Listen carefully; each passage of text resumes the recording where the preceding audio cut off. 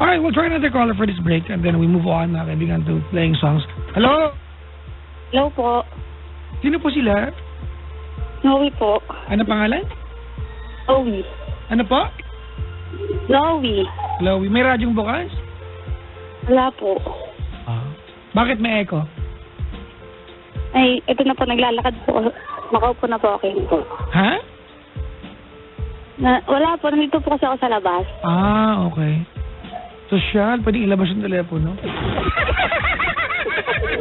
Yaman. Ilang taon ka na, Chloe? Zoe po. Zoe! S-O-Z-O-E. Ano? S-O? Z-O-E. So, Joey. Zoe. S-O-E. E. Ang gulo. Dante na lang kaya? Dante na lang kaya? O kaya, ano? El Dorador. Kung ano. Zoe. Apo, yan. S-O-E. Apo. Okay. Pag naglagay ng N, so N, panty ka na, gano'n. Parang gano'n yung spelling. Tama? Tama ba? So N, pag naglagay ng N? Ayun, hindi po. S-O-E, di ba? Z-O-E. As in Zoe. Ano daw? Zoe. S-O-E. Z po, Z. Saan galing yung ano? S. Zoe. Z-O-E. Ang gulo, no? Parang mauubos yung oras na ganito lang. Okay, naintindihan ko na pangalan mo. Kamusta ka na, Elizabeth? Okay lang. Okay lang po. Sige na. Anong ginagawa ni Zoe sa buhay? Wala po, naghanap trabaho. Bakit? Nawala mo? Mga corny joke, natulang pa. Magkwento ka na, dali. Ano po kasi, kwento ko po ng buo medyo mahaba. Sige lang. Meron po kasi akong boyfriend, 4 years po kami. Then, nung una po, talagang sobra po nga ako niloloko. As in, lahat. Bawal pa po ako lumabas ng dati. Malalaman po ako na may babae, ganon. Tapos ako lang po sa tanga, iyak lang ng iyak. Umabot po ng 3 years na ganon yung laging nangyayari. Tapos po, isang beses po, na talagang sobra na nalaman ko. Tapos parang, sige, okay na. Hayaan mo na siya. Parang hindi naman tayo makontento sa akin eh. Tapos naglibang na lang po ako sa school. 4th year na po ako noon. May nakilala po akong bago na lang nung 4th year po ako. Tapos nung nalaman niya po na nagkaroon ako ng boyfriend, inaaway niya po yung lalaki. Kasi hanggang parang hindi na rin po kinaya nung isang lalaki na kasi lagi daw po niya hinahaway, lagi na daw po pinariringgan. So, tapos po ngayon, ayun po, bumalik po ulit sa kanya. Yan. Umabot po ng 1 taon pa po ulit. Tapos po nagsama kami. Hindi okay naman. Nag-live-in. Opo. Tapos nagsama po kami. Tapos ilang taon ka nagsama kayo? 18. Ilang taon ko talagang buhay. Tapos grabe siya Tapos nilalaman po ako na check-in. Tropa ko lang din po. Ganon. Sobrang fuckboy. Ate, so, iwasan mo yung mga terms na kabastusan dito, ha? Sorry po. Paano yung telepono ng kasama? Sorry po. Radyo to, hindi to kanto nyo, ha? Tapos, ayun po. Isa po sobrang babaero. Tapos ngayon po, nung magtagal na, yung lalaki po na nakilala ko dati, bumalik na naman. Ah. Nung una po, yung bumalik po siya, iba na nga lang po kasi may anak na po siya. May tawa pa. Tapos, ayun. Nabuhay na naman. Naniwala. Ayun po. May issue na gano'n. Tumatol nga daw po ako sa may anak. Ayun po. Iwan din ako.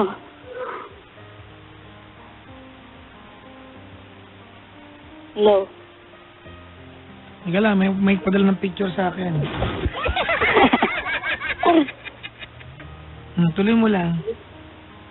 Ayun po, iniwan din po ako.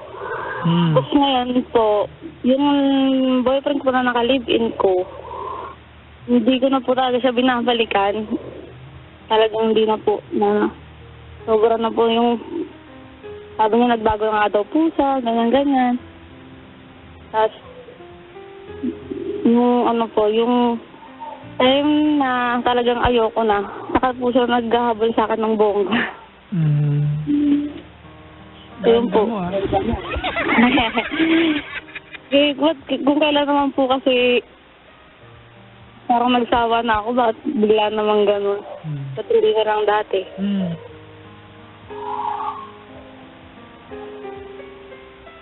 Tapos po ngayon, di ba po binabalikan niya ako? Inutusan po siya ng tropa niya na talagang sinadya niya pa ako sa bahay. Naipakita sa akin yung picture na may kasama siyang babae. So sabi ko, may girlfriend ka na pala bakit kailangan mo pa akong habulin? Sabi nga, hindi ko naman yung babae yan ng tropa ko. Sabi kasi sa akin ng tropa ko, pag nakita ko daw ito, baka sakaling balikan mo ko. Ayun po. Nag-aaral ka ba ngayon? Hindi na po. Bakit?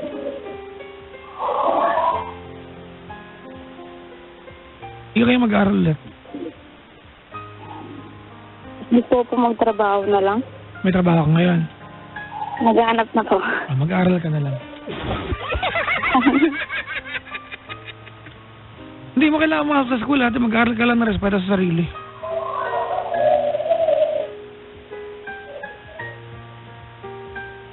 Yan ang problema mo sa buhay? Ha? Really? That's your problem? Po. Ito, mga lalaki, ate, na wala namang kakwenta-kwenta? Kaya nga po eh. Pala naman, alam mo pala eh. So, what's your point? Bakit? Dalawa lang lalaki sa mundo, sila lang? Ayaw mong parehas yan. Gugulo lang buhay mo. Ayaw mong parehas yan. Opo. Ikaw na mismo nagreklamo ka, di ba? Na puro panloloko ginagawa sa inyo. Tama? Opo. Ano yung patigilan? Ha? Tinitigilan ko naman po ang kaso. Yung isa nga po talaga. Talagang ginugulo po ako sa bahay. Uy, ano ngayon? Di ba pabarangay mo? Di ba? Ginulo ka lang, kailangan mo siyang balikan? Ha? Tinatakot niya po ko na makamatay daw siya. O, ililiping natin. Gago pala. O, sige, mag-aambag ako ng pampalibing. Antado. Mga sira ulo mga lalaki, papakamatay pag hindi mo ako. Eh, dali, gawin mo na!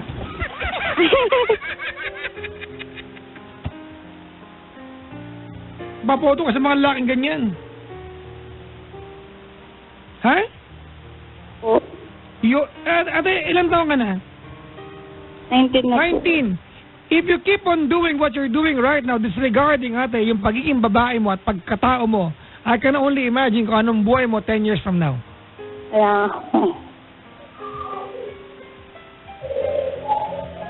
19 ka pa lang ate, the future is very promising. Do something about your future. Do something good.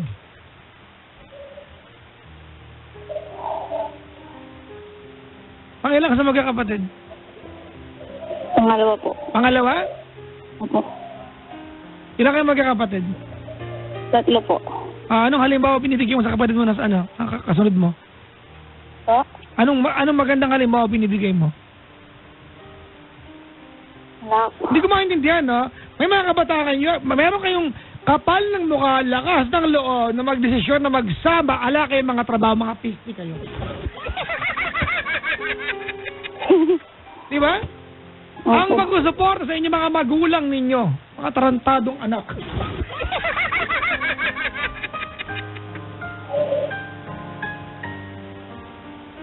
Na pag nawalan kayo ng jowa, akala mo katapusan ng mundo ninyo. Ilan taon ka na? 19 po. 19! Natry mo na makipaglitin, wala kang trabaho. Buti wala kang anak, di ba? Wala po. Buti na lang.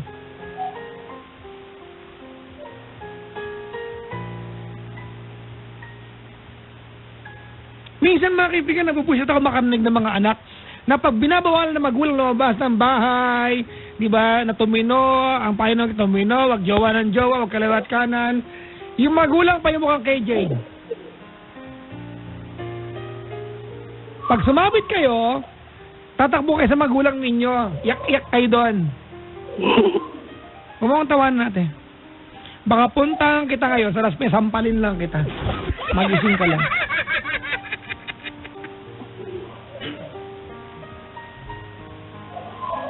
Come on. Zoe, you are 19. It's not too late. That's my point. If today you decide on something good for yourself, ate, your future will be at least a promising one.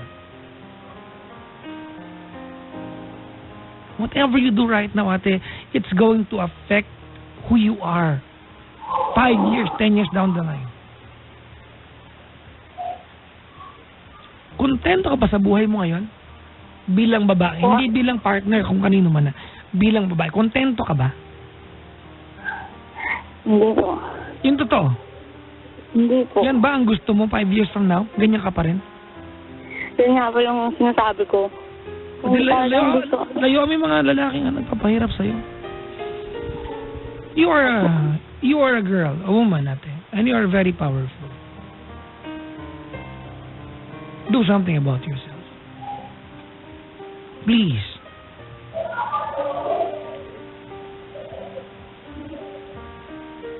Natapos mo high school mo? Po? Natapos mo high school mo? Ano po? Natapos mo ba ang high school mo? Opo. Nag-college ka? Hindi po. Hindi na. Ipon ka, magkuleyo ka. Maraming open universities natin. Apply ka. Maraming open universities. Padala-dala pa ang subject isang sem. Kunin mo. Ituwid mo yung buhay mo. Madaming ganyan mga kaibigan. Ha? Yung magsasaya kayo ganito, walwalan, tambay magdamag sa labas ng bahay. And guess what? Tumingin ka sa lugar niyo, ate. I'm sure may makikita ka dyan. Yung mga kilala mo na nung teenager sila, alang ibang ginawa tumambay kung saan-saan. Tingnan mo ngayon.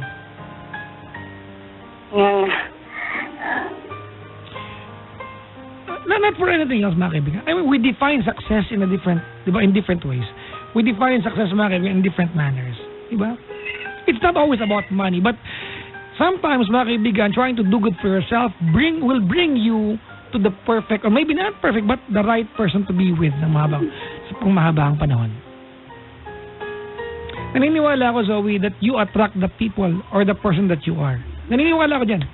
I believe that you will attract the person that you are. Kung pariwara ka, ang mapupunta sa'yo, pariwara.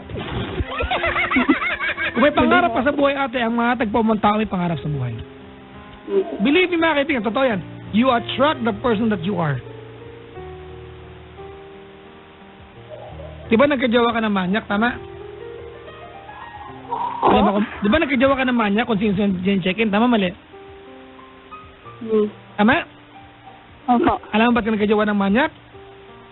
Opo. Kasi malandi ka. Ganun ka simple ba? Sige, ano masabi sa'yo kung hindi? Tama, mali?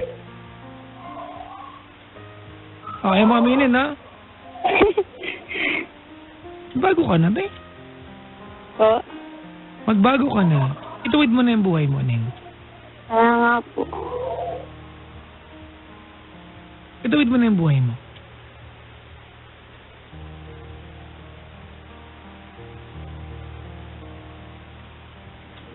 Ituwid mo na yung buhay mo, please. Opo.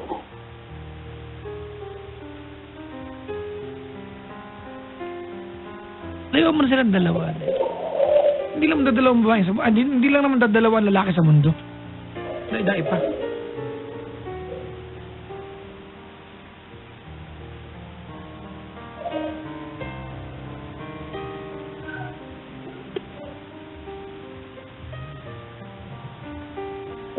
Isa ngayon naman po wala na. Huwag mo nang balikan, ha? Opo. Huwag mo nang balikan.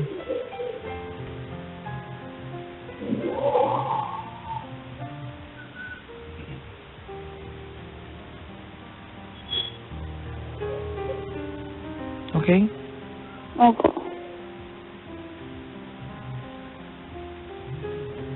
Promise me. Promise me. Promise po. Pangakawaan mo ako, Zoe, that 2 years, 3 years, maybe 5 years down the line, pag nagkita tayong dalawa personally, you are going to be a person I can be proud of kumpara sa kausap ko ngayon. Pangakawaan mo ako. Promise po. Hindi na rin po ako nabalik eh. Promise? Opo, ano na. Siguro, simula nung nangyari nung huli. Ano na. Siguro, opo, nagkakausap kami minsan. Pero, hindi na po talaga akong yung para magsama kami ulit. Hindi na po ganun. Alright. Oo, wag mong patayin ng magandang kinabukasan na pwedeng mapasayo, ha? Opo. Mga kaibigan, hindi umiikot ang mundo sa pag-ibig ninyo. Ilan niyo ako doon. Alam niyo, katarantaduan yung love will keep us alive na yan, ha? Katarantaduan yan. Hindi niyo pwede sa ingin yan. Oo. Niwala kayo sa akin, mga kaibigan. Katarantaduan yan. Isang malaking kabalintunaan yan. Anyways, thank you for calling. Salamat sa pagtawag. Zoe. Hindi ka na ito hahabaan pa kasi alam kong alam mo na ang dapat gawin tsaka nakikinig ka naman na maayos. So parang awa mo na ate, isa puso mo sana yung pinangako mo sa akin. Opo. Promise? Opo. Promise? Opo. Alright. Thank you for calling the show. Ito din po. Alright. Bye-bye. Bye-bye, Zoe. Bye po. Thank you. Mga kaibigan, that was Zoe coming from Las Piñas. Tawagan niya ako today over 83-6171 or 1-810-100-5683. The music of Jason Mraz with a song, I Won't